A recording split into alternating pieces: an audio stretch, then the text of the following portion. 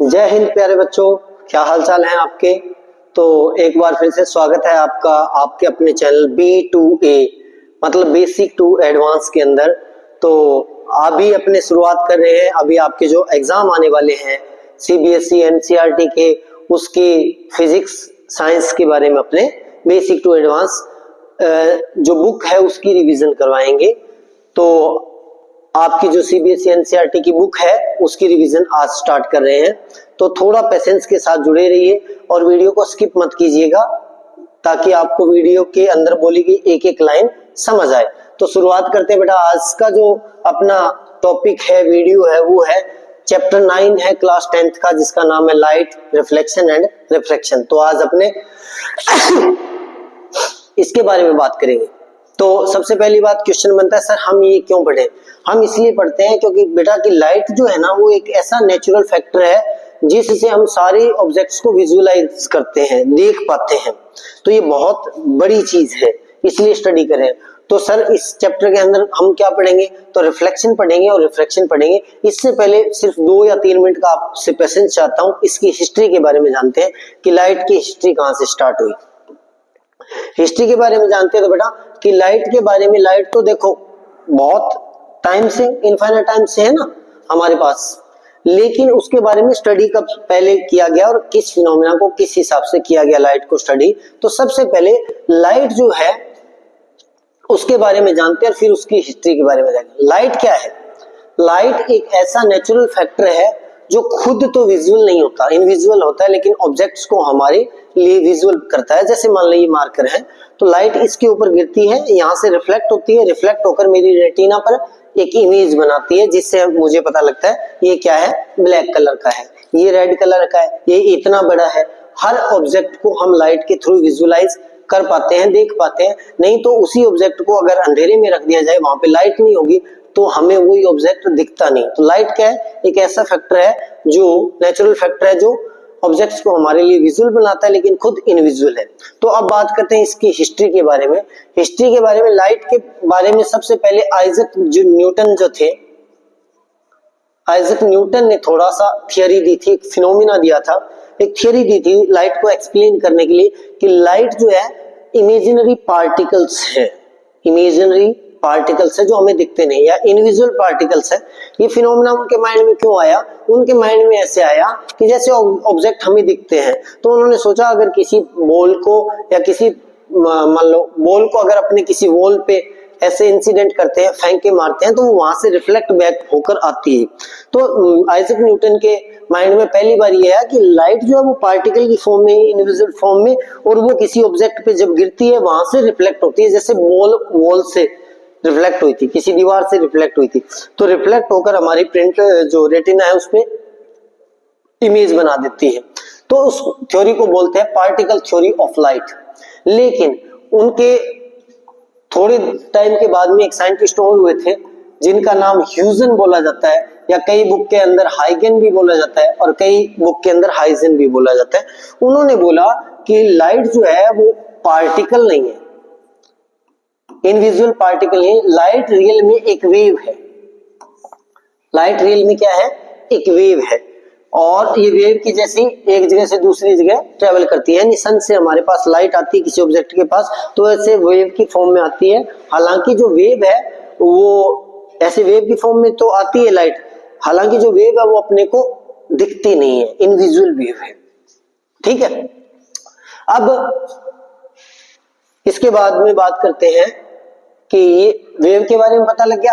अब यही से एक चीज और बनती है बेटा, ये जो हाई बनते हैं ना, हाई मैक्सिमा बनते हैं, इनको बोलते हैं क्रेस्ट्स किसी वेव के लिए, और इन क्रेस्ट्स के बीच में जो डिस्टेंस होती है उसको बोलते हैं लैम्डा वेवलेंथ, सॉरी वेवलेंथ बोलते हैं, लैम्डा से डिनोट करते हैं। क्या बोलते हैं, वेवलेंथ। अब इसको क्या करते हैं, अगर इसकी वेवलेंथ को बहुत कम कर दिया जाए तो ये वेवलेंथ कम होने के बाद में ये जो है वो ऐसे ऐसे जाएगी, आगे ऐसे ट्रेवल करेगी, ऐसे। तो इट मींस अब ये स्ट्रेट पाथ बना रही है। आपने छोटी क्लासेस में पढ़ा होगा ना कि लाइट जो है वो स्ट्रेट लाइन के अंदर मोशन मूव करती है या ट्रेवल करती है। तो ये वेव ही अगर इसकी वेवलेंथ बहुत डिक्रीज हो जाए तो ये एक्ट करती है एज ए स्ट्रेट लाइन, और जो स्ट्रेट लाइन के जैसे ट्रेवल करती है तब इसी के लिए वर्ड यूज किया जाता है बेटा रे। क्या वर्ड यूज किया जाता है? रे। ये तो आपको हिस्ट्री का पता लग गया। अब थोड़ा सा और पेशेंस रखिए, थोड़ा सा नॉलेज आपको और बताते हैं। जैसे मान लिए एक चीज और देखिए कि हमारी साइंस जो है उसकी आगे 3 ब्रांचेज हैं, जिसमें से एक है बेटा फिजिक्स, एक है केमिस्ट्री और एक है आपकी बायोलॉजी। और इस फिजिक्स की भी आगे 2 सब ब्रांचेज हैं, एक है क्लासिकल फिजिक्स, एक है मॉडर्न फिजिक्स। इस क्लासिकल की फिजिक्स की भी आगे बहुत सारी सब ब्रांचेज हैं, उनमें से एक ब्रांच है बेटा ऑप्टिक्स। और इस ऑप्टिक्स का ही काम है, यानी फिजिक्स की एक ब्रांच है ऑप्टिक्स, जिसमें अपने स्टडी करते हैं ओनली एंड ओनली लाइट की। आ गया समझ में? अब लाइट को एज ए वेव अगर अपने मान के स्टडी करेंगे देन उसको बोलते हैं वेव ऑप्टिक्स। और अगर लाइट को एज ए रे मानकर स्ट्रेट लाइन के अंदर मोशन करने के लिए रे मानकर स्टडी करेंगे तो उसको बोलते हैं रे ऑप्टिक्स। तो यानी ये फिजिक्स की एक ब्रांच रे ऑप्टिक्स का चैप्टर है। अब शुरुआत करते हैं आपके चैप्टर की। ये आपको हिस्ट्री पता लग गई। ये आपको पता लग गया होगा कि लाइट क्या है बेटा। लाइट थिंग्स को हमारे लिए विजुअल बनाता है। और होता क्यों है? ये लाइट को हमारे पास क्या करता है? रिफ्लेक्ट बैक करता है। और ये देखिए, an object reflect light that fall on it, this is a reflected light। और ये हमारी आईज रिसीव करती है तो अपने को दिखता है। आ गया होगा समझ में? इसके बाद में चलते हैं आगे बेटा। एक यहाँ पे नाम और आ रहा है जिसका नाम है डिफ्रैक्शन। ये देखिए, ये भी हायर लेवल की फिजिक्स के अंदर 12th के अंदर इसके बारे में ज्यादा पढ़ोगे। ये फिनोमेना क्या बोलता है कि लाइट अगर ट्रेवल कर रही है ऐसे, लाइट वेव की फॉर्म में ऐसे ट्रेवल कर रही है ऐसे, या स्ट्रेट पाथ के अंदर जा रही है, तो अगर बहुत ही छोटा सा होल है, टीनी होल से पास होती है, टीनी होल से या शार्प एज से किनारे से जब इंसिडेंट होती है तो ये यहां से क्या होती है बेटा? बैंड हो जाती है, बैंड। और इसी बेंडिंग को बोलते हैं अपने, क्या बोलते हैं? यानी स्ट्रेट पाथ को छोड़कर थोड़ा सा हल्का फुल्का बैंड हो जाती है, इसी बेंडिंग को अपने बोलते हैं डिफ्रैक्शन। देखिए, if an opaque object on the path of light become very small, अगर लाइट के पाथ में बिल्कुल छोटा सा स्मॉल है कोई भी ऑब्जेक्ट है तो light has a tendency to bend around it and not walk in straight line, और दिस फिनोमेना को बोलते हैं बेटा डिफ्रैक्शन। और ये पढ़ोगे आप +2 के अंदर जाकर ज्यादा। इसके बाद में आगे चलते हैं बेटा।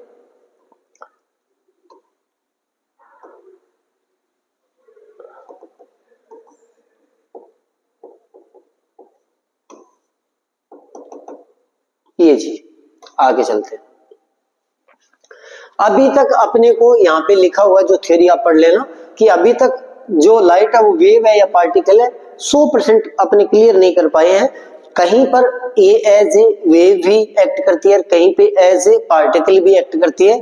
और इसके बाद में अगर बात करते हैं तो सबसे पहली बात आती है रिफ्लेक्शन। रिफ्लेक्शन होता है बेटा किसी भी स्मूथ सरफेस पे इंसिडेंट होकर लाइट का रिफ्लेक्ट बैक होना, या मतलब वापस उसी मीडियम के अंदर आना रिफ्लेक्शन कहलाता है। ठीक है, ये जैसे मान लेते हैं, अगर यहाँ पे कोई डायग्राम होगा तो मैं दिखा दूंगा आपको। रिफ्लेक्शन का डायग्राम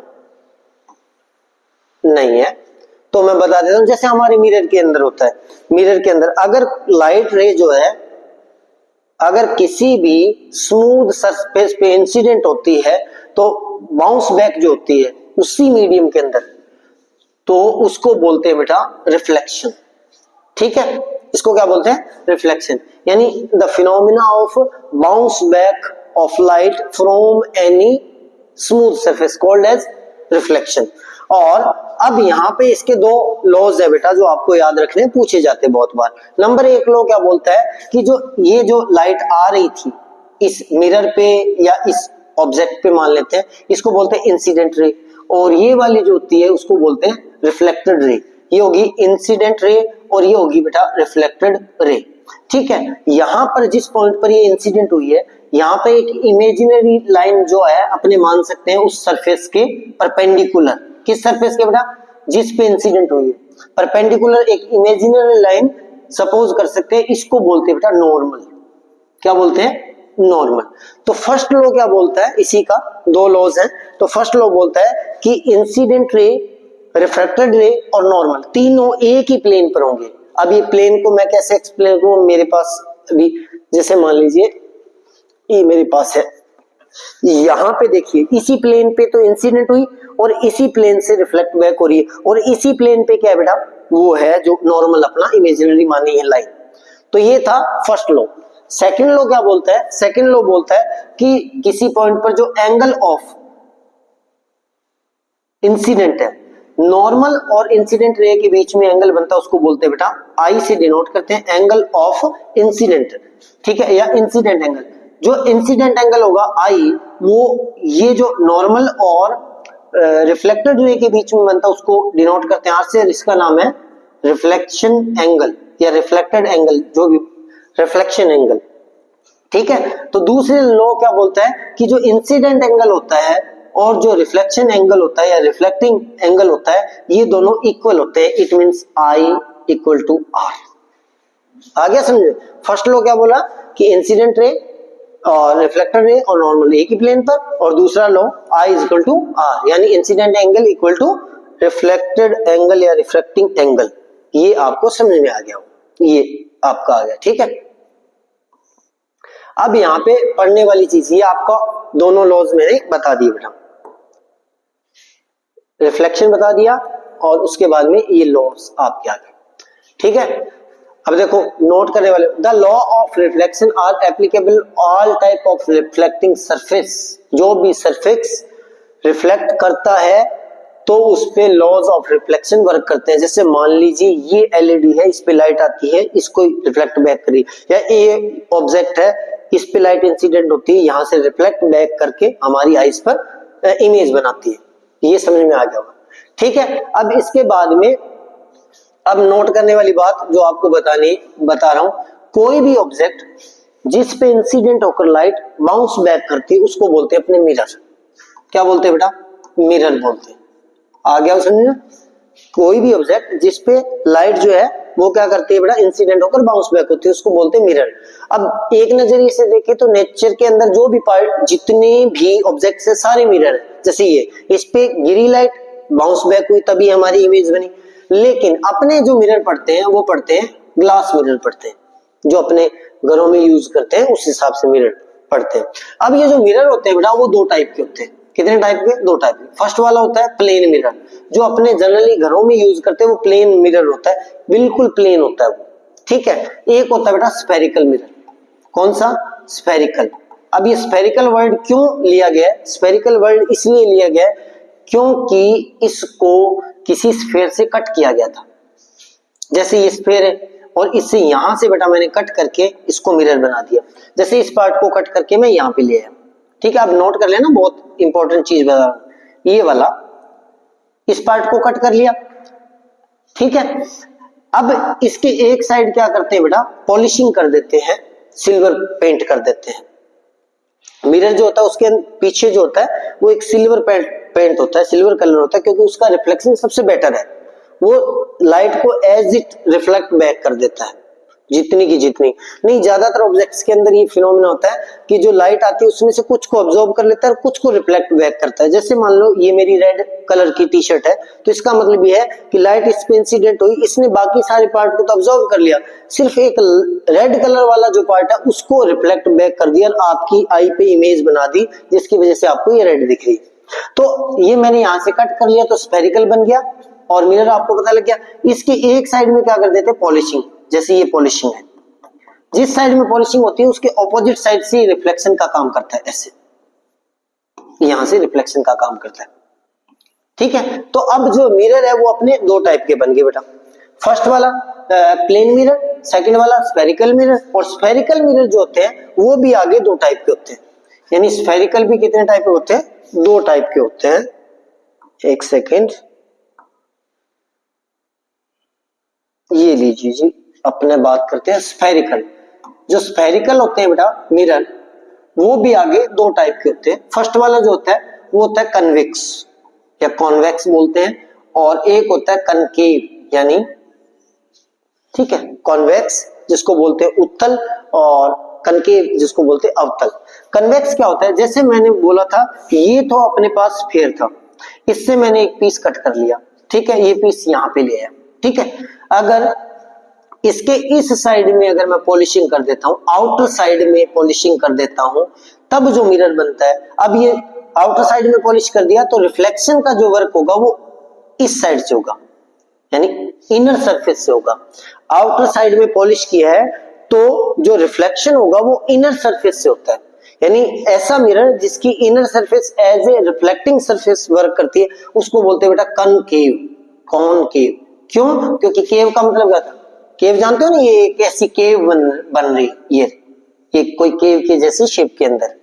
इसके उल्टा अगर इसी के ऊपर मैं क्या करूं बेटा, इसी ये थोड़ा इससे कट पीस निकाला, ये लीजिए इनर साइड में अगर मैं पॉलिशिंग कर दूं तो अब जो रिफ्लेक्शन होगा वो आउटर सरफेस से होगा, ठीक है, जैसा भी होता है आगे लॉज वगैरह पढ़ेंगे, या आउटर सरफेस से होगा। तो जब आउटर सरफेस से होगा तो ऐसे मिरर को अपने बोलते हैं कॉन्वेक्स। क्या बोलते हैं बेटा, कन्वेक्स। आ गया समझ में। अब एक चीज और आपको जो नोट करनी है, जैसे मान लीजिए ये वाला मिरर है, आप भी आपको मैंने बता तो दिया दो टाइप के मिरर, स्फेरिकल भी आगे दो टाइप के होते हैं, कन्वेक्स और कनकेव, जो अभी बताया है। तो जैसे मान लेते हैं अपने पास ये मिरर है बेटा, जैसे हमारी डिश होती है घरों में, डिश की जो छतरी होती है वो वाली, ये इसके बाहर वाली साइड मैंने पॉलिशिंग कर दी, ठीक है, ठीक है। अब मान लेते हैं बहुत सारी लाइट रेज यहाँ पे इंसिडेंट करते हैं, तो जो लाइट रेज यहाँ पे आएगी वो इधर आएगी, जो यहाँ पे आएगी वो इधर आएगी, ऐसे ऐसे गिरेगी तो ऐसे। तो एक साइड से ये अपना पास कौन सा था बेटा, कनकेव वाला।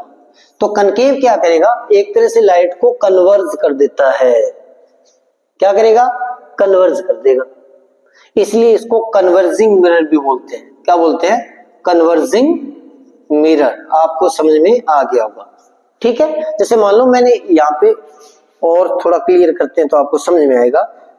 जैसे ये वाला अपने पास बाहर आउटर सरफेस पे मैंने पॉलिशिंग की थी, ये वाला अपना जो मिरर था वो था कॉनकेव, ठीक है। मान लेते हैं मैंने एक बॉल यहां से गिराई यहाँ पर, ऐसे, जैसे ऐसे बॉल जाएगी ऐसे आएगी, ऐसे जाएगी ऐसे आएगी, तो एक तरह से जो लाइट रेज भी आएंगी वो कन्वर्ज हो जाएंगी, कलेक्ट हो जाएंगी, ठीक है। इसको बोलते हैं कन्वर्जिंग मिरर, ठीक है। अब कोई तो ऐसा मिरर हो सकता है बेटा जो कम कन्वर्ज करता हो, और कोई ऐसा मिरर हो सकता है जो बहुत ज्यादा कन्वर्ज करता हो, जैसे ये वाला है ना। तो ये डिपेंड करता है उस मिरर की पावर पर। पावर क्या होती है, इतने समझ लो कि पावर क्या होती है, कोई जो मिरर है वो कितनी ज्यादा लाइट रेज को कन्वर्ज कर सकता है, उसको बोलते हैं पावर। ये समझ में आ गया। नेक्स्ट वाला जो दूसरा था मैंने बताया, अगर इसी के इनर सरफेस के अंदर मैं पॉलिशिंग कर दूं बेटा, ठीक है, तो ये अपने पास क्या बन गया, कन्वेक्स। कन्वेक्स पे जब भी कोई लाइट रे इंसिडेंट होगी तो वो क्या हो जाएगी, डाइवर्ज हो जाएगी, ऐसे क्या हो जाएगी, डाइवर्ज हो जाएगी ऐसे। तो इसलिए इसी मिरर को अपने बोलते हैं डाइवर्जिंग मिरर। आगे समझ में, इसको क्या बोलेंगे अपने, डाइवर्जिंग मिरर। आगे समझ में, ठीक है, आगे चलते हैं। अब है नेक्स्ट, देखिए अब आपके घर पे एक स्पून होती है, चम्मच जो होती है, उसमें आप दोनों ही मिरर देख सकते हो। अगर इनर साइड से ऐसे देखते हो तो वो वर्क कर रहा है एज ए कनकेव मिरर, और अगर आउटर से देखते हो तो वो वर्क कर रहा है एज ए कन्वेक्स मिरर। आ गया समझ बेटा, ठीक है। आगे देखिए, ये थ्योरी आप समझ लेना। और such mirror whose reflecting surface are spherical called as spherical mirror, जिनकी रिफ्लेक्टिंग सरफेस क्या हो, स्फेरिकल हो, उनको स्फेरिकल मिरर बोलते हैं। चलिए आगे। अब स्फेरिकल मिरर मैंने आपको बता ही दिया, कनकेव, कन्वेक्स, ये सारा मैटर आपका हो गया, कन्वर्जिंग वगैरह हो गया। अब चलते बेटा, कुछ यहां से डेफिनेशन है जो आपको याद करनी है। ये लीजिए, ये रही आपकी डेफिनेशन। ये सारी डेफिनेशंस में से एक डेफिनेशन बहुत बार एक अल्टरनेट में कोई पूछ ली जाती है। पहली डेफिनेशन, सबसे पहली बात, जैसे मान लो मैं एग्जांपल ले रहा हूं, ये वाला तो एक क्या था, स्फीयर था, इससे मैंने ये पीस कट किया और इसका अपने मिरर बना लिया, ठीक है। तो जिस स्फीयर से जिस स्फेयर का ये वाला जो मिरर है वो पार्ट है, उसके सेंटर को बोलते हैं बेटा सेंटर ऑफ कर्वेचर। क्या बोलते हैं? Centre of curvature. यानी ये जो अपना मिरर है वो जिस स्फीयर का पार्ट था उसके सेंटर को बोलते हैं सेंटर ऑफ कर्वेचर, और उसकी रेडियस को बोलते हैं रेडियस ऑफ कर्वेचर। कितना समझ में आ गया होगा आपको? देखिए, the refracting surface of spherical mirror form A part of sphere, this sphere has a centre. यानी किसी स्फीयर से बना होगा, उसका सेंटर जो होगा उसको बोलते हैं बेटा सेंटर ऑफ कर्वेचर, जिसको सी से डिनोट करते हैं, और इसको सी से डिनोट करते हैं। और centre of curvature is not a part of the mirror, लेकिन मिरर का पार्ट नहीं, वो नोट करने वाली बात है। यहां से क्वेश्चन बन सकता है, सेंटर ऑफ कर्वेचर है यहां पर, क्या मिरर का पार्ट है? वो नहीं, एक स्फीयर का सेंटर है, तो पार्ट का मिरर पार्ट नहीं होता। It lies outside it's reflecting surface, इससे बाहर होगा, यानी इसके ऊपर नहीं होगा बेटा, या तो इसके बाहर इधर होगा, या ऐसा मिरर तो इस साइड में होगा। ठीक है, अब इसमें देखने वाली बात, it is lies behind the mirror in case of convex mirror. अगर ये कन्वेक्स मिरर है बेटा, कन्वेक्स वाला ये वाला, तो इसके पीछे यहाँ पे सेंटर होगा। नोट करने वाली बात है बेटा, ये वाला जो अगर कनकेव है तो इसके आगे सेंटर होगा। यानी अगर कन्वेक्स मिरर है देन तो रिफ्लेक्टिंग सरफेस के पीछे, यानी जो पेंटिंग वाली सरफेस है, पेंट वाली सरफेस है, उस साइड में होगा, और अगर कनकेव है तो आगे फ्रंट में होगा। ठीक है, इससे आगे चलते हैं। नेक्स्ट, ये रेडियस ऑफ कर्वेचर भी मैंने आपको समझा दिया। कहां पे गया? Radius of curvature. The radius of the sphere of which the reflecting surface of spherical mirror form a part is called radius of curvature. आ गया समझे? इसके बाद में इसको आर से, यहां से एक रिलेशन है जो आपको याद करना है, वो होता है 2f के इक्वल। ये आगे समझेंगे f क्या है, फोकस होता है। इसके बाद में नेक्स्ट चलते हैं। नेक्स्ट जो डेफिनेशन है वो देखिए, इसके बाद में ये लो प्रिंसिपल एक्सिस, ये क्या होती है? इससे पहले देखते हैं बेटा पोल। पोल क्या होता है? अगर कोई भी मिरर है उसके ठीक सेंटर में एक पॉइंट होगा जो इक्वल पार्ट में उसको डिवाइड करता है, उस पॉइंट को बोलते हैं पोल। क्या बोलते हैं बेटा? पोल। या इसको बोलते हैं ऑप्टिकल सेंटर। ऑप्टिकल सेंटर, आगे समझे? इसको बोलते हैं ऑप्टिकल या ऑप्टिकल सेंटर या ऑप्टिकल पोल। यहाँ पे एक खास बात हो रही है बेटा, जब ऑप्टिकल सेंटर पर कोई भी लाइट इंसिडेंट होती है तो वो उसी एंगल से वापस जाती है। तो यहाँ पे एक रूल भी है, आप इस हिसाब से ऑप्टिकल सेंटर की डेफिनेशन बना सकते हो कि वो पॉइंट जो इक्वल दो पार्ट में किसी मिरर को क्या करता है, डिवाइड कर देता है, उसको ऑप्टिकल सेंटर या पोल बोल सकते हो। या यहाँ पे नोट करने वाली बात, जिस एंगल से आती है उस एंगल से ये जाती है, ये ऑप्टिकल सेंटर के लिए। ठीक है, तो इस हिसाब से भी डेफिनेशन बना सकते हैं। हालांकि ये सब की जगह पुट कर सकते हैं, लेकिन अपने ये वाली डेफिनेशन यूज करेंगे। ये लो, अब बात करते हैं नेक्स्ट।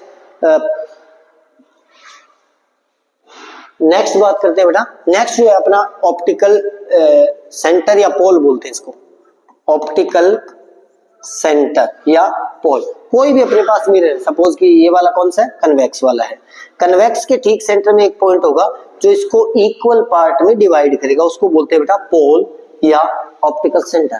ठीक है, इसके बाद में अगर इसी पोल को इसके सेंटर ऑफ कर्वेचर से मिला दो, ये वाला सेंटर ऑफ कर्वेचर था, अब ये मैंने डैश डैश का मतलब ये इमेजिनरी है, सेंटर ऑफ कर्वेचर को मिलाते हुए, इस पोल को मिलाते हुए अगर मैं एक इमेजिनरी लाइन ड्रॉ करूं तो इस लाइन को बोलते हैं प्रिंसिपल एक्सिस। क्या बोलते हैं? Principal axis. तो ये आपकी डेफिनेशन भी आ गई है। Line passing through the pole and the centre of curvature of spherical mirror, this is line is called as principal axis. आ गया समझे? अब नोट करने वाली बात, remember that principal axis is normal to the mirror at its pole. यानी इस point पर जो होती है ये इसके नॉर्मल होती है, 90 के एंगल के साथ बनती है। यानी ये वाला जो अपना मिरर था बेटा, ये वाला इसका पोल है, तो इसके साथ यहां पर एंगल 90 ही बनेगा। ठीक है, ये नोट करने वाली बात है। और इसके बाद में चलते हैं आगे। ये लीजिए, ये आपको डेफिनेशन, एक दो डेफिनेशन और है वो यहाँ पे नहीं आ रही, आगे आएगी शायद, फोकस वगैरह। ठीक है, फर्स्ट वाले, ये आपकी डेफिनेशन, कुछ डेफिनेशन होगी। अब बात करते हैं ये वाला, जैसे मिरर है, ये वाला अपने पास कौन सा बेटा, ये मिरर हो गया, बाहर पॉलिशिंग की हुई तो ये अपने पास हो गया कनकेव। केव क्या करेगा, कन्वर्ज करेगा।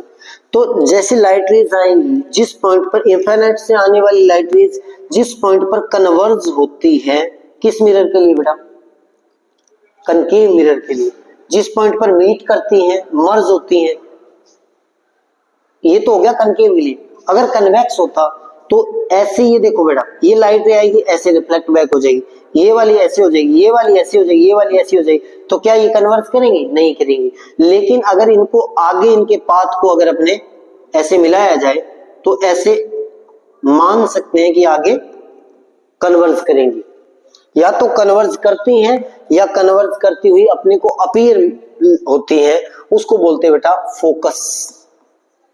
क्या बोलते हैं, फोकस, फोकस ऑफ मिरर। क्या बोलते हैं, फोकस ऑफ मिरर। यानी रिफ्लेक्शन के बाद में लाइट रेज जिस पॉइंट पर कन्वर्ज होती हैं या फिर कन्वर्ज होती हुई हमें अपीयर होती हैं, तो उसको बोलते हैं फोकस। आगे समझे। अब यहाँ पे नोट करने वाली बात, जो कनकेव मिरर का फोकस होता है वो उसके आगे होता है, जो कन्वेक्स मिरर का फोकस होता है वो उसके पीछे होता है। इट मीन्स, नोट कर लेना बेटा, जो कनकेव मिरर होता है उसके लिए फोकस रिफ्लेक्टिंग सरफेस के फ्रंट में होता है, जो कन्वेक्स मिरर होता है उसके लिए जो फोकस होता है वो पॉलिशिंग सरफेस के फ्रंट में होता है या रिफ्लेक्टिंग सरफेस के बैक होता है। ये आपको समझ होगा फोकस। ठीक है, अभी मैंने बताया था आपको, ये पॉइंट बताया था पोल, ये यहाँ पे कहीं पे कन्वर्ज हो रही है तो इसको मैंने मान लिया फोकस। ठीक है, फोकस और पोल के बीच में जो डिस्टेंस होती है उसको बोलते हैं फोकल लेंथ। क्या बोलते हैं बेटा, फोकल लेंथ, यानी डिस्टेंस बिटवीन ऑप्टिकल सेंटर या pole and focus called as focal length. आगे समझे। इसके बाद में एक चीज और बताते हैं आपको, नेक्स्ट वाली, ये जैसे मान लीजिए ये वाला मिरर है, ठीक है, ये बना किससे, इस स्फीयर से, मैंने इसको यहां से कट कर दिया तो ये यहां पे लेके आ रहा हूं मैं, ये वाला पार्ट अपने पास कट है। ठीक है, इसका डायमीटर तो ये है स्फीयर का, तो लेकिन ये जो रिफ्लेक्टिंग सरफेस है उसका भी एक छोटा सा डायमीटर है, ये वाला, इसको बोलते हैं अपर्चर। क्या बोलते हैं, अपर्चर, यानी डायमीटर ऑफ रिफ्लेक्टिंग मिरर, बस इतना बोल सकते हो, diameter of reflecting mirror called as aperture, या रिफ्लेक्टिंग सरफेस का डायमीटर जो होता है उसको अपर्चर बोल सकते हैं। तो ये वाली आपने डेफिनेशंस थी बेटा। अब यहाँ पे नोट करने वाली बात, जैसे ये देखिए, अगर कोई कनकेव मिरर है तो इनफाइनाइट पे कोई भी ऑब्जेक्ट है तो उससे आने वाली जो लाइट रेज है वो फोकस पर कन्वर्ज हो जाएंगी, और कन्वेक्स के लिए क्या होगा बेटा, कन्वर्ज तो नहीं होंगी, होंगी तो डाइवर्ज ही, ये देखिए डाइवर्ज ही हो रही, लेकिन एक पॉइंट पर ऐसे लगेगा कि कन्वर्ज हो रही है। ये समझ में आ गया होगा आपको। और ये अपने पास आ गया फोकल लेंथ। देखिए डेफिनेशन, द डिस्टेंस, चलिए आगे कहां पे है, ये देखिए ये आ गया, the distance between the pole and the principal focus of spherical mirror is called the focal length. It's represented by small f, इससे f से डिनोट करते हैं। आगे समझिए बेटा, इससे आगे चलते हैं। नोट करने वाली बात देखो, the reflecting surface of spherical mirror is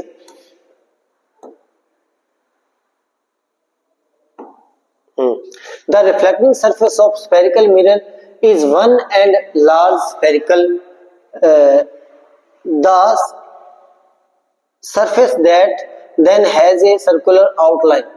The diameter of reflecting surface of spherical mirror is called aperture, जो मैंने अभी आपको बताया था। ये डेफिनेशन आ गई।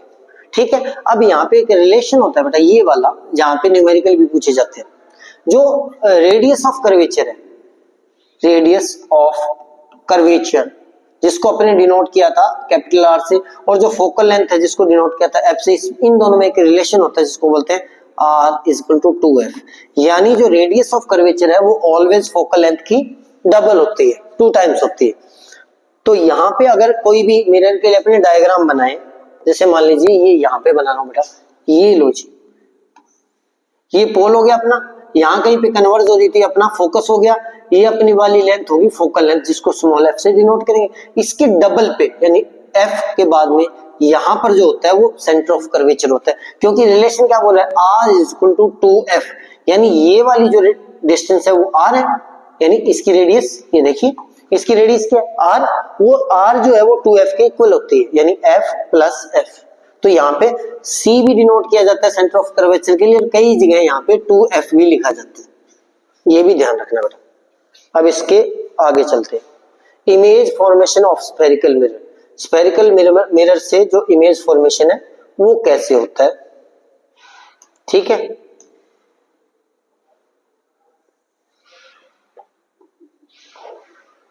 उससे पहले अपने कुछ देखते हैं रूल्स जिनको रिफ्लेक्शन के अंदर फॉलो करती है लाइट रेज, ठीक है। फर्स्ट वाला जो रूल है वो बोलता है a ray parallel to principal axis after the reflection will pass through the principal focus and in case of concave mirror or appear to diverge from the principal axis focus case of convex mirror this is, ठीक है। ये figure देखो क्या बोलता है, light rays जो principal axis के parallel आती है वो कनकेव मिरर के लिए तो फोकस से पास आउट होगी रिफ्लेक्शन के बाद, रिफ्लेक्शन के बाद फोकस से पास आउट होगी, और कन्वेक्स मिरर जो होता है वो क्या करता है, वो डाइवर्ज करता है, तो इसको ऐसे लेके जाएगा, तो इससे पास तो नहीं होगी लेकिन ऐसे फील होगा कि इससे पास हो रही है, अपीयर होगी, पहला लो है। यानी कनकेव मिरर के लिए जो लाइट रे प्रिंसिपल एक्सिस के पैरेलल आती है वो क्या करती है, फोकस पर मर्ज हो जाती है, फोकस से पास होती है, कितनी भी आए, चाहे कोई और आएगी तो भी यहां से पास होगी, कोई और आएगी तो भी यहां से पास होगी, ऐसे, ठीक है। और इसके लिए जो है, किसके लिए, कन्वेक्स के लिए पास तो नहीं होगी लेकिन ऐसे लगेगा कि पास हो सकती है, अपीयर होती है, appear to diverge from the principal focus, ऐसे लगता है कि इस पॉइंट से ये डाइवर्ज हो रही है, जैसे मान लो ये आएगी तो ये ऐसे, तो ऐसे लगता है इस पॉइंट फोकस पे डाइवर्ज हो रही है, और कनकेव के लिए इस पॉइंट पर रियल में कन्वर्ज हो रही है, और इसके लिए ऐसे लगेगा, अपीयर करेगा कि इसके फोकस के लिए डाइवर्ज हो रही है, ठीक है। ये फर्स्ट वाला। नेक्स्ट चलते हैं सेकंड वाला। सेकंड जो है, जो भी लाइट रे जो है वो फोकस से आती है वो पैरेलल हो जाती है, जो फोकस से आएगी इंसिडेंट होगी किसी भी मिरर पर वो क्या होगी, प्रिंसिपल एक्सिस के पैरेलल हो जाती है। ये अपने पास, नेक्स्ट चलते हैं, ये रूल्स है किसी भी मिरर की फॉर्मेशन, इमेज की फॉर्मेशन की। ये देखिए ये यहाँ से फोकस से आ रही है और फोकस से यहाँ पे इंसिडेंट हुई, यहाँ से वापस रिफ्लेक्ट बैक हुई तो प्रिंसिपल एक्सिस के पैरेलल हो गई। दूसरी यहाँ पर देखते हैं कन्वेक्स के लिए, तो ये देखो बेटा फोकस से आ रही थी, ऐसे लग रहा है फोकस से आ रही है, ठीक है, हालांकि आ नहीं रही, ऐसे लग रहा है फोकस से आ रही है, तो क्या है, रिफ्लेक्ट बैक होकर प्रिंसिपल एक्सिस के पैरेलल हो जाती है। इसके बाद में नेक्स्ट जो है, जो भी लाइट रे किसी भी मिरर के सेंटर ऑफ कर्वेचर से जाती है वो उसी पाथ को वापस फॉलो करती है, ऑपोजिट डायरेक्शन हो जाती है। ये कनकेव मिरर है तो इसके लिए जिस पाथ पे आई थी उसी पाथ पे वापस आ गई। कन्वेक्स के लिए भी सेम होता है, सेंटर ऑफ कर्वेचर से पास होती हुई अपीयर हो रही है तो जिस पाथ से ये यहाँ पे आई थी उसी पाथ से वापस आएगी। ये रूल नंबर 3। इसके बाद में नंबर 4 रूल। नंबर 4 क्या बोलता है बेटा, इमेज फॉर्मेशन के लिए रिफ्लेक्शन का किसी स्फेरिकल मिरर के लिए, तो ये वाला, अगर लाइट रे किसी भी कन्वेक्स या कनकेव मिरर के पोल पर इंसिडेंट होती है तो उसी एंगल से वापस चली जाती है, यानी जिस एंगल से आएगी उसी एंगल से जाएगी। और एंगल कौन सा बेटा, incident ray and between principal axis, और incident ray between reflected ray और प्रिंसिपल एक्सिस के बीच में, ठीक है। और यहाँ पे भी ये देख सकते हो। तो अब मैंने आपको 4 रूल्स बताए थे स्फेरिकल, जब भी स्फेरिकल मिरर यूज करते हैं तो जो पैरेलल आते प्रिंसिपल एक्सिस के वो या तो फोकस से पास होगी या फोकस से पास होती हुई अपीयर होगी। ठीक है। उसके बाद में जो सेंटर ऑफ कर्वेचर से आती है वो विदाउट एनी मतलब बिल्कुल ठीक ऑपोजिट हो जाती है, डेविएशन नहीं होगा, बिल्कुल ठीक ऑपोजिट 180 के एंगल पे वापस आएगी। जो पैरेलल आती है वो फोकस से जाएगी, जो फोकस से आएगी वो पैरेलल हो जाएगी, जो सी से आएगी वो उसी पाथ को वापस फॉलो करेगी, और जो पोल पे आएगी वो उसी एंगल से वापस आएगी। ये 4 रूल आपको पता होने चाहिए। अब देखते हैं बेटा image formation of concave mirror. इससे पहले क्या लगा रखा है इन्होंने, ये है जी कनकेव मिरर, ये image formation of concave mirror, ये कनकेव मिरर के लिए। अब देखिए आगे अपने फॉर्मेशन के अंदर देखते हैं इसको डायग्राम के थ्रू। फर्स्ट वाली जो पोजीशन बनेगी, ये अपने लॉज पढ़ लिए, फर्स्ट वाली पोजीशन बनेगी ये रहा। ये अपने पास कनकेव मिरर था, जब कोई भी ऑब्जेक्ट अपना इन्फिनिटी पे रखा है तो सारी लाइट रेज क्या आएंगी, पैरेलल आएंगी और यहां पर कन्वर्ज करेंगी। कहां पर, फोकस पर, फोकस पर कन्वर्ज करेंगी, ठीक है। तो अब यहां पे जो इमेज बनेगी वो डॉट मतलब पॉइंट की फॉर्म में बनेगी। और क्या बनेगी, जहां पर ये लाइट रेज रियल में मर्ज होती हैं, रियल में मीट करती है, वो इमेज होती है, उसको बोलते हैं बेटा रियल इमेज। और अगर इमेजिंग करते हैं ऐसे अपीयर हो रही है कि मर्ज हो सकती है, अपीयर हो रही है ऐसे, तो जैसे मान लो इस लेंस के इस मिरर के लिए था, अब ये अपीयर नहीं हो सॉरी रियल में मर्ज नहीं हो रही लेकिन अपीयर हो रही है ऐसे, तो ऐसे जो अपीयर होती है उसको बोलते हैं, तब जो इमेज बनती है उसको बोलते हैं वर्चुअल इमेज। अब यहाँ पे इमेज क्या बनेगी बेटा, रियल इमेज बनेगी। नोट करने वाली बात देखो, क्लियर। इन्फिनिटी पे था, लाइट रेज पैरेलल आई, फोकस पे कन्वर्ज होगी। पहला रूल ही बताता है, क्या बोलता है बेटा कि जो पैरेलल आएगी वो कन्वर्ज हो जाएगी फोकस पर। तो कैसी बनेगी इमेज, पॉइंट साइज बन जाएगी। और क्या बनेगा बेटा, पॉइंट साइज बन जाएगी और रियल बन जाएगी। क्या बनेगी, रियल बनेगी। ये अपने पहले बताया होगा, ये देखिए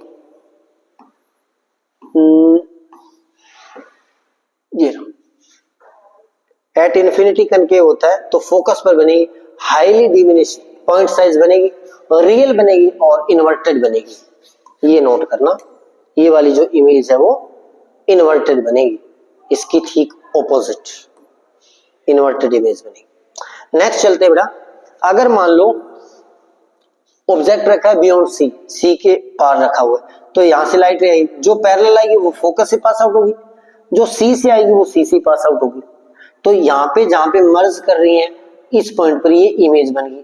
तो इमेज क्या बनेगी, रियल बन रही है, हाँ रियल बन रही है क्योंकि रियल में मर्ज हो रही है, इंटरसेक्ट कर रही है, मिल रही है, मीट हो रही है। और क्या बन रही है, इन्वर्टेड बन रही है। और क्या बन रहा है बेटा, साइज में ये छोटा बन रहा है। जब भी आपको नेचर ऑफ इमेज पूछा जाता है देन आपको तीनों चीजें मेंशन करनी है। कौन सी, रियल या वर्चुअल है, साइज बड़ा है छोटा है या पॉइंट साइज है या सेम साइज है, और तीसरा इन्वर्टेड है या सेम ही है, ठीक है, इन्वर्टेड ना हो तो। अब नेक्स्ट चलते हैं, ये वाला इसमें देखते हैं, जब ये कहां पे होगा बेटा, जब ये सी पर रखा होता है, यानी 2F पे रखा होता है या सी पे रखा होता है। देन देखो बेटा, ये वाला अपना ऑब्जेक्ट था, यहां से एक जो पैरेलल आई वो तो फोकस से पास आउट होगी, जो फोकस से आई थी वो पैरेलल होगी, तो कहां पे मर्ज होंगी, ये इस पॉइंट पे मर्ज हो जाएंगी। इस पे मर्ज होंगी तो इमेज कहां पे बनेगी, इसके ठीक उल्टा, यानी ये सी पे ऑब्जेक्ट रखा था, प्लेस किया था और सी पर इमेज बन रही है। अब कैसी बन रही है देखिए, नंबर 1 पोजीशन क्या है, सी पे बन रही है। नंबर 2 कैसी बन रही है, इन्वर्टेड बन रही है। नंबर 3 कौन सी बन रही है, रियल बन रही है। साइज सेम साइज, आ गया समझ में। इसके बाद में नेक्स्ट चलते हैं, अगर ऑब्जेक्ट रखा हुआ है between C and F, C and F यहाँ पे ऑब्जेक्ट रखा हुआ है, तो जो इससे पैरेलल जाएगी वो फोकस से पास आउट हो जाएगी, और जो ऐसे सी से जाती हुई लग रही है वो यहाँ कहीं भी वापिस आएगी। अगर सी से जाती हुई लाइट रेज अपने ऐसे मान ले तो उसी पाथ को फॉलो करके वापिस आएगी। तो ये मर्ज कहां पे होगी बेटा, यहाँ पर। तो जब ऑब्जेक्ट कहां पे रखा हो बेटा, between F and C, centre of curvature and focus के बीच में, तो इमेज कहां पे बनेगी, इमेज बनेगी बेटा बियॉन्ड सी, कैसी बनेगी, ये साइज ऑब्जेक्ट छोटा था, ये बड़ी है, तो इनलार्ज बन जाएगी। कैसी बनेगी, उल्टी इन्वर्टेड बन जाएगी। आगे समझे। और रियल में मर्ज कर रही है तो रियल इमेज बनेगी। आगे समझे। इसके बाद में नेक्स्ट चलते हैं, अगर कहां पे रखा हो, फोकस पर रखा हो, प्लेस किया हो अपने ऑब्जेक्ट को, तो पैरेलल आएगी, फोकस से जाएगी, सी से आती हुई वापस जाएगी। अब ये दोनों लाइट रेज देखो, यहाँ पे मर्ज नहीं करी, यहाँ पे भी नहीं करी, इस साइड में ऐसे लग रहा है, ये कहां पे जाएगी, इनफाइनाइट पे जाएगी।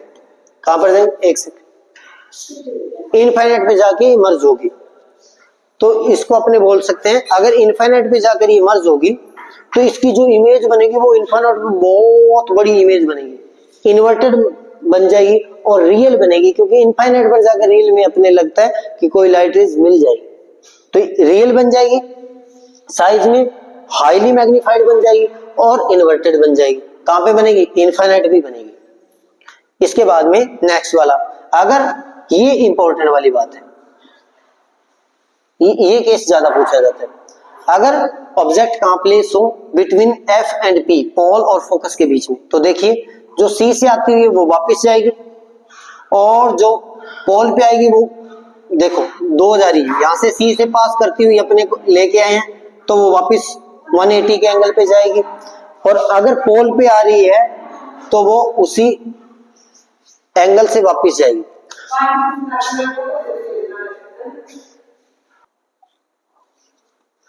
तो ये जो ऑब्जेक्ट रखा था, जो सी से आती है वो वापस जाएगी और जो पोल से जिस एंगल पे इंसिडेंट होती है उसी एंगल पे रिफ्लेक्ट बैक हो जाएगी। तो अब ये वाली जो लाइट रेज है वो इस डायरेक्शन में देखे तो मर्ज ही नहीं करेगी। अब रियल में मीट होंगी क्या, नहीं होगी। तो इसके पीछे ऐसे मान सकते हैं कि अपीयर हो रही है कि यहाँ पे मर्ज कर रही है। मैंने पहले बोला था रियल में अगर मीट होते हैं, मर्ज होती है, तो तब इमेज बनती है, वो कौन सी बनती है, रियल इमेज बनती है। यहाँ पे अपीयर हो रही है तो यहाँ पे जो इमेज बनेगी वो कैसी बनेगी बेटा, वर्चुअल बन जाएगी। और कैसे बनेगी, इसका साइज ये छोटा था, इसका साइज बड़ा था, तो क्या बन गई, इनलार्ज बन गई। और कैसे बनेगी बेटा, ये मिरर के आगे बन रही थी, ये मिरर के पीछे बन रही, आ गया समझे। और इरेक्ट बन जाएगी, इनलार्ज बन जाएगी और इमेजिनरी वर्चुअल बन जाएगी। तो उम्मीद करता हूं ये आपको समझ में आ गया हो। इसके बाद में देखते हैं uses of concave mirror. Concave mirror को यूज कहां पे करते हैं, लाइन टू लाइन आपको सीबीएसई एनसीईआरटी सारा करवा दे।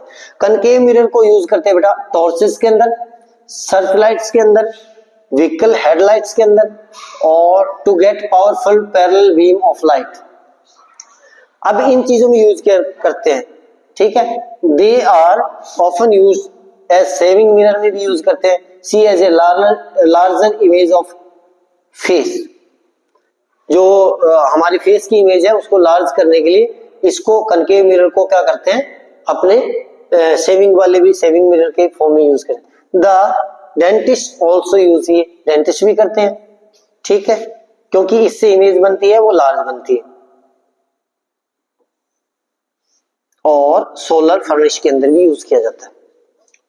देखिए डेंटिस्ट जो यूज करते हैं, डेंटिस्ट को ऐसा चाहिए जिससे इमेज इनलार्ज बने।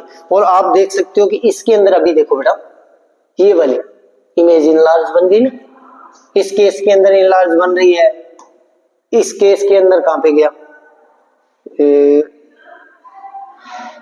यहां पे भी इनलार्ज बन रही है।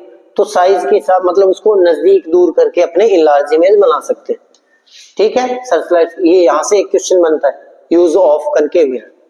अब image formation by convex mirror, convex mirror के लिए लॉज वही है, ठीक है। इसके लिए दो कंडीशंस है, या तो ऑब्जेक्ट प्लेस हो इन्फिनिटी पर या ऑब्जेक्ट प्लेस हो पोल और इन्फिनिटी के बीच में कहीं पे। तो मान लेते हैं फर्स्ट वाले के अंदर अगर इन्फिनिटी पे है तो पैरेलल आएंगी, यहां से क्या होगी बेटा, डाइवर्ज हो जाएगी, लेकिन अपीयर होंगी कहां पर, फोकस में मर्ज करती हुई। तो इमेज कैसी बनेगी, इमेज बन जाएगी, अपीयर हो रही है यानी रियल में मर्ज नहीं कर रही, तो इमेज बनेगी वर्चुअल, इमेजिनरी या वर्चुअल। कैसी बनेगी, पॉइंट साइज बन जाएगी। कहां पे बनेगी, फोकस के सॉरी मिरर के पीछे, बिहाइंड द मिरर बन जाएगी। इसके बाद में नेक्स्ट देखते हैं, ये देखो एट इन्फिनिटी होगा तो क्या होगा, फोकस पर बनेगी, बिहाइंड द मिरर बनेगी, हाईली डिमिनिश्ड बनेगी, पॉइंट साइज बनेगी, वर्चुअल होगी और इरेक्ट होगी। ठीक है। सेकंड कंडीशन के अंदर देखते हैं, अगर इंफिनिटी और पोल के बीच में कहीं भी प्लेस किया हुआ है तो जो पैरेलल आएगी वो ऐसे अपीयर होगी फोकस से पास हो रही है, और जो सेंटर ऑफ कर्वेचर से आती हुई लगेगी वो ऐसे होगी बेटा कि ऐसे वापस जाएगी, उसी सेंटर ऑफ कर्वेचर से अगर इंसिडेंट रे आ रही है तो उसी पाथ को फॉलो करेगी। तो ये रियल में मर्ज तो करेंगी नहीं, देखो इस साइड में कहीं पे मर्ज करेंगे नहीं करेंगी, तो कहां पे मीट होंगी, इधर ही कहीं पे मीट होंगी। तो इन दोनों को यहाँ पे मिटा देता हूं, सॉरी मिला देते हैं अपने इन दोनों को, ये लीजिए। तो ये यहाँ पे कहीं पे मर्ज करेंगे, कहां पे, बिटवीन P एंड F। तो इमेज क्या बन जाएगी, स्मॉल बन जाएगी। अब देखिए क्या कहां पे रखा था, प्लेस किया था बिटवीन इंफिनिटी एंड पोल, तो कहां पे उन्हें, between pole and F, pole and focus, और बिहाइंड द मिरर बनेगी, डिमिनिश बनेगी, छोटी बन जाएगी, वर्चुअल और इरेक्ट होगी।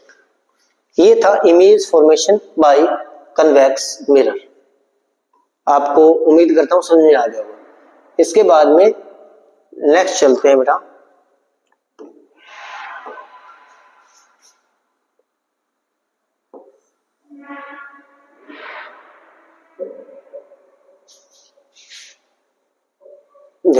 Uses of convex mirror. Convex mirror को कहां पे यूज किया जाता है, रियर व्यू मिरर में। जो व्हीकल्स होते हैं बट उसके साइड में जो होता है उसको बोलते हैं रियर व्यू मिरर्स के अंदर, व्हीकल्स के अंदर। These mirror are fitted on the side of vehicle, side में जो फिट होता है, enabling the driver to see traffic behind him, सारे ट्रैफिक को देखने के लिए, facilitate safe driving. Convex mirror are preferred because they always give an erect image through diminished image, यानी बहुत बड़े एरिया को छोटे करके। जैसे देखो बेटा इसके अंदर अपने क्या हुआ था, ये लो, ये इतना बड़ा ऑब्जेक्ट था अपने पास ये वाला, और इसकी छोटी सी इमेज बन गई। तो ऐसे ही क्या होगा, ये वाला मिरर अगर यूज करेंगे रियर व्यू मिरर के लिए, व्हीकल के साइड मिरर के लिए यूज करेंगे तो क्या होगा, बहुत बड़ा जो एरिया है उसको छोटे एरिया में मतलब छोटी इमेज बन जाएगी। तो उससे अपने को क्या होगा, सारा जो है मतलब इतनी चौड़ी जो सड़क होती है वो आसानी से दिख जाएगी। ये आपका, इसके बाद में और क्या है इसका uses, also they have a, ये देखो ये तो क्यों यूज करते हैं, also give an erect through diminish image, also they have a wider field of view as they are curved outward, इसलिए यूज करते हैं बेटा। क्यों करते हैं, क्योंकि एक तो इमेज क्या बनती है, सीधी बनती है।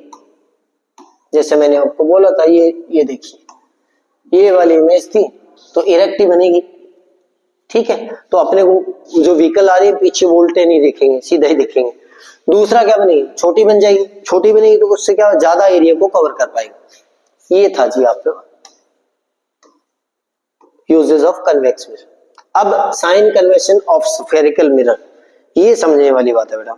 साइन कन्वेंशन क्यों है, क्योंकि जब भी अपने मिरर के लिए इमेजर, ऑब्जेक्ट, फोकल लेंथ, इन चीजों की अगर अपने कैलकुलेशन करते हैं कि इमेज कहाँ बनेगी, कितनी बड़ी बनेगी, तो उसके लिए अपने को कुछ साइन कन्वेंशंस यूज करने पड़ते हैं। नंबर एक है, ऑब्जेक्ट को हमेशा ही लेफ्ट साइड में मिरर के रखना है, तभी आप सही कर पाओगे। This implies that the light from the object fall on the mirror from left hand, यानी ऑब्जेक्ट हमेशा इस साइड में रखना है और मिरर इस साइड में होना चाहिए। नंबर दो, ऑल डिस्टेंस जो होती है parallel to principal axis are measured from pole. अगर प्रिंसिपल एक्सिस के पैरेलल कोई भी, पहली बात कोई भी मिरर ऐसे ये कनकेव है तो ऑब्जेक्ट को हमेशा इस साइड ही रखना है। नंबर दो, प्रिंसिपल एक्सिस के पैरेलल जो भी डिस्टेंस मेजर करनी है, चाहे फोकस की मेजर करनी है, चाहे सेंटर ऑफ कर्वेचर की मेजर करनी है, चाहे किसी ऑब्जेक्ट की मेजर करनी है, चाहे इमेज की मेजर करनी है, वो हमेशा जो है पोल से मेजर की जाएगी बेटा। किससे मेजर की जाएगी, पोल से। नंबर तीन जो है, all the distance measure to the right of origin and taken as positive, यानी अगर लाइट की डायरेक्शन के ऑपोजिट अपने मेजर कर रहे हैं, जैसे लाइट ऑब्जेक्ट यहाँ पे रखा है तो लाइट रेज ऐसे आएंगी बेटा, इसके ऑपोजिट अगर मेजर कर रहे हैं, ऑपोजिट डायरेक्शन में लाइट ऐसे जा रही है, ऑपोजिट डायरेक्शन में मेजर कर रहे हैं, देन सारी जो डिस्टेंस होंगी वो नेगेटिव ली जाएगी। इट मींस फोकल लेंथ भी क्या होगी, negative, centre of radius of curvature भी क्या हो जाएगी, नेगेटिव, ऑब्जेक्ट की जो डिस्टेंस है वो भी क्या हो जाएगी, नेगेटिव, इमेज कहीं पे बन रही है उस हिसाब से। और अगर इसकी डायरेक्शन में ली जाए, जैसे मान लो यहां तक इस पोल से कोई ये डिस्टेंस मेजर करें, चाहे यहाँ पे ऑब्जेक्ट है, चाहे इमेज है, चाहे कुछ भी समथिंग जो भी है, तो वो ले जाएगी पॉजिटिव। ये नोट कर लेना पड़ेगा, बहुत इंपॉर्टेंट चीज है कि अगर आप जो डिस्टेंस मेजर कर रहे हो वो लाइट की डायरेक्शन में मेजर कर रहे हो तो पॉजिटिव ली जाएगी, और लाइट की ऑपोजिट डायरेक्शन में मेजर कर रहे हो देन वो नेगेटिव ली जाएगी। ये आ गया। इसके बाद में अगर प्रिंसिपल एक्सिस के ऊपर कोई ऑब्जेक्ट ऐसे रखा हुआ है या ऊपर इमेज बन रही है ऐसे, या नीचे ऑब्जेक्ट रखा है या नीचे इमेज बन रही है, तो प्रिंसिपल एक्सिस के ऊपर जो भी हाइट ली जाएगी वो पॉजिटिव होगी बेटा, चाहे इमेज की है और चाहे किसकी है, ऑब्जेक्ट की है, और जो नीचे होती है वो ली जाएगी नेगेटिव। नोट कर लेना, ये 4 साइन कन्वेंशन थे, 5। फर्स्ट वाला क्या, ऑब्जेक्ट को हमेशा लेफ्ट में रखेंगे। दूसरे वाला कहां से मेजर करेंगे, पोल से मेजर करेंगे। तीसरा जो है लाइट की डायरेक्शन में मेजर करेंगे देन पॉजिटिव, ऑपोजिट डायरेक्शन में देन नेगेटिव। चौथा डिस्टेंस मेजर जो है प्रिंसिपल एक्सिस से ऊपर मेजर करेंगे देन पॉजिटिव, नीचे मेजर करेंगे तो नेगेटिव, और distance measure perpendicular to and below and the principal axis, ये नेगेटिव आ ही गया। ये दोनों मैंने एक में बता दिया, इन्होंने 2 में बोला गया, 2 लाइन। ये समझ में आ गया। अब यहाँ पे क्वेश्चन क्या बनता है, देखियो बहुत कमाल की चीज बनती है। ये वाला जो मिरर था अपने पास बेटा, ये वाला चलिए, ये वाला जो मिरर था कनकेव है, बोलो ये वाला, यहाँ पे ऑब्जेक्ट कहीं पे रखा है तो लाइट आके कन्वर्ज होंगी, कहीं भी रखा है मान लो यहाँ पे कन्वर्ज होंगी, तो ये क्या होगा, फोकस, इसका फोकस यहाँ पे कहीं पे सेंटर ऑफ कर्वेचर हो जाएगा 2f, ठीक है। तो अब देखो लाइट की डायरेक्शन तो ये है, और अगर अपने फोकल लेंथ को मेजर करना चाहें तो अपने ऑपोजिट डायरेक्शन में मेजर करना पड़ेगा, देन इसकी फोकल लेंथ क्या होगी, नेगेटिव। नोट करना, यानी कनकेव मिरर के लिए फोकल लेंथ नेगेटिव और रेडियस ऑफ कर्वेचर भी नेगेटिव रहेगी, नोट करने वाली बात।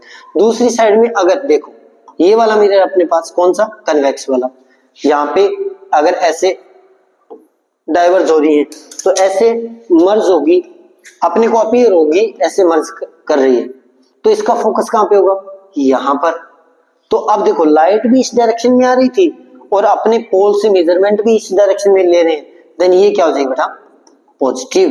नोट कर लेना, यानी focal length of convex mirror always positive और focal length of concave mirror always negative. अब यहीं से समझ लेना बेटा, जिसकी फोकल लेंथ नेगेटिव होती है उसकी पावर भी नेगेटिव होती है,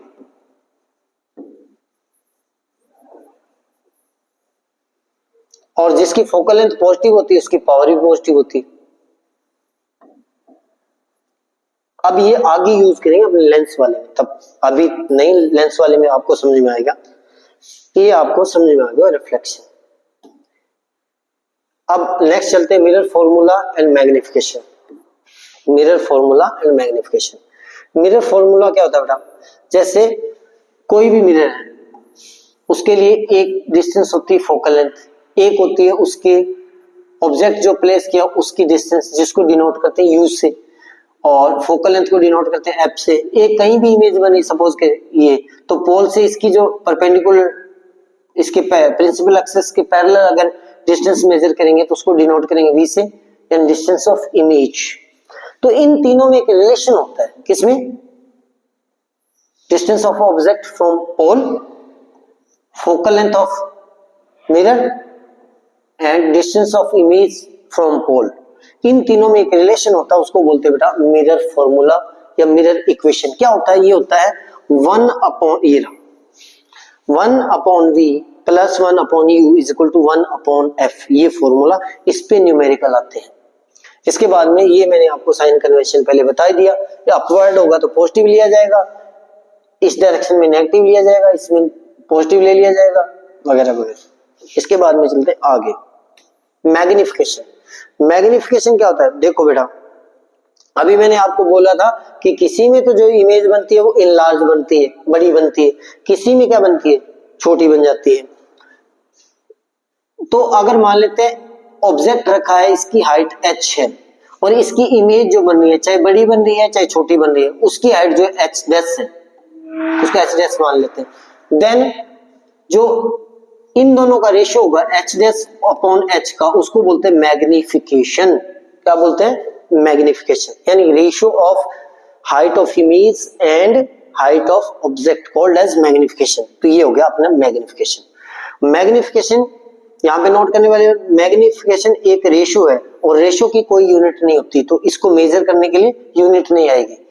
ठीक है, इसके बाद में मैग्निफिकेशन जो होता है h dash upon h is equal to minus v by u भी होता है, माइनस v बाई u, यानी आप m को ही लिख सकते हो h dash by h equal to minus v by u।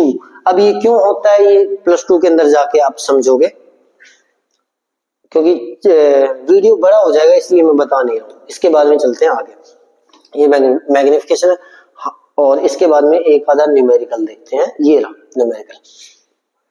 क्या बोला, a concave mirror used for rear view of automobile has a radius of curvature 3 metre, radius of curvature दिए देखो। इफ बस इज लोकेटेड यानी 5 metre from the mirror, 5 metre पीछे, find the position nature. अब आपको पता लग गया कि बेटा अगर रेडियस ऑफ कर्वेचर 3 मीटर है, देन ऑब्जेक्ट की डिस्टेंस माइनस का 5 मीटर। क्यों? क्योंकि इस साइड में अपने मिरर ले लिया, यहाँ पे पीछे कहीं पे बस आ रही है, तो मेजर यहां से करेंगे तो ये नेगेटिव ली जाएगी। ठीक है, तो ये हो गई नेगेटिव 5 मीटर। इमेज की डिस्टेंस है वो अपने को फाइंड करनी है और हाइट ऑफ इमेज फाइंड करनी है। तो सबसे पहली बात, फोकल लेंथ जो होती है वो आपको पता है रेडियस ऑफ कर्वेचर की हाफ होती है, तो ये होगी। उसके बाद में मिरर फॉर्मूला के अंदर वैल्यू रख दी बेटा किसकी, 1 upon v is equal to, यहां से वैल्यू रख दी, अपने u की भी रख दी, f की भी रख दी, इसको कैलकुलेट कर लिया तो अपने पास आ गया अपने v की वैल्यू प्लस 1.5 मीटर। यानी अगर इस साइड में ये वाला अपने इमेज के साथ बताता हूं आपको,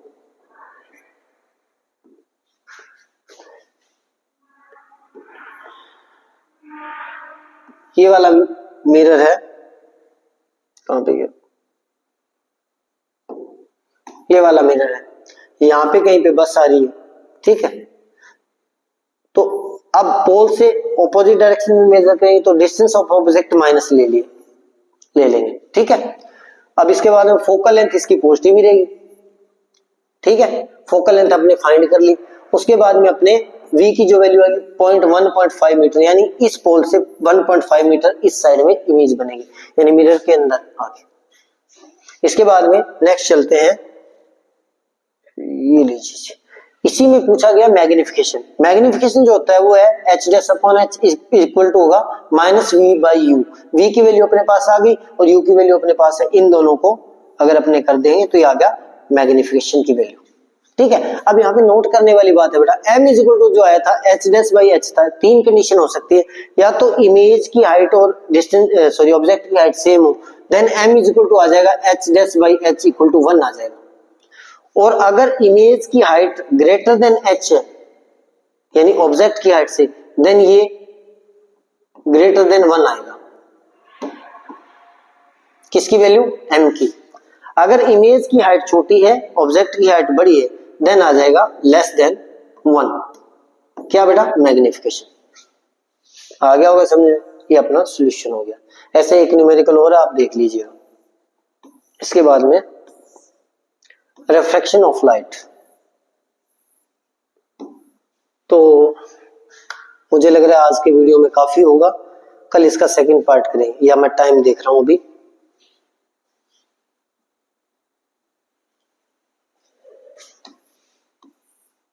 ठीक है बेटा, कल रिफ्रैक्शन पढ़ के इस चैप्टर को कंप्लीट कर देंगे। तो उम्मीद करता हूं आप सबको जो भी पढ़ाया गया समझ में आया होगा, और इसके अलावा अगर आपको किसी प्रकार का डाउट है तो आप कमेंट सेक्शन के अंदर बताइए, और अगर आप चाहते हैं भी कुछ और इसमें करेक्ट किया जा सकता है तो भी मैं चाहता हूं कि आप कमेंट के जरिए अवश्य बताइए। मिलते हैं प्यारे बच्चों, और ज्यादा से ज्यादा अपने दोस्तों में शेयर जरूर कीजिए, मेरी आपसे ये गुजारिश है। मिलते हैं।